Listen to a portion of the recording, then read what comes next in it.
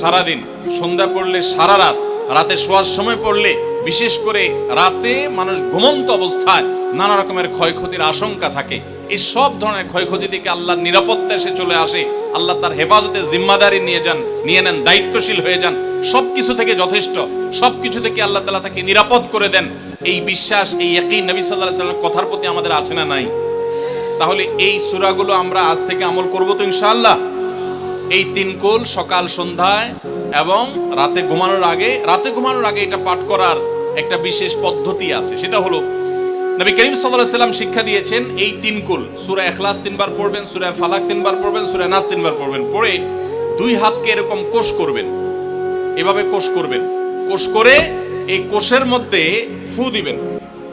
নিজের কোষের ভিতরে 3 বার পড়ে ফু দিয়ে এরপর সেটাকে পুরো শরীরের মধ্যে মুছে ফেলবেন। যেখানে যেখানে হাত নেওয়া সম্ভব হয়, শরীরের যতটুকু জায়গায় হাত নেওয়া সম্ভব হয়, সামনে পেছনে চেষ্টা করে যতটুকু সম্ভব হয় ততটুকু মাসা করবেন, মুছবেন হাত দিয়ে।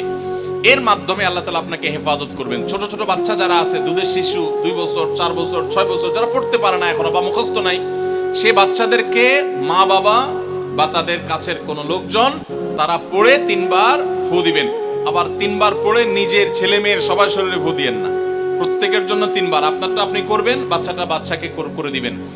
এই আমলগুলো আল্লাহ তাআলা আমাকে যেদিন জানার তৌফিক দিয়েছে, আপনাদের উৎসাহের জন্য বলি, সারাদিনে আর কোনো আমল করতে পারি আর না পারি, নফল আমল হিসাবে এই আমলটা সজ্ঞানে, বিশেষ কোনো বিপদ আপদ মুসিবত না হলে আমি আলহামদুলিল্লাহ এই আমলটা কখনো ছাড়ি না, প্রতিদিন করি আলহামদুলিল্লাহ। আজকেও শুরুতেও এই আমলটা আমি করে নিয়েছি।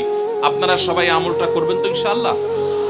কে কে নিয়ত করছেন আজ থেকে 3 কুল, এই 3 টাইম জীবনে কখনো ছাড়বে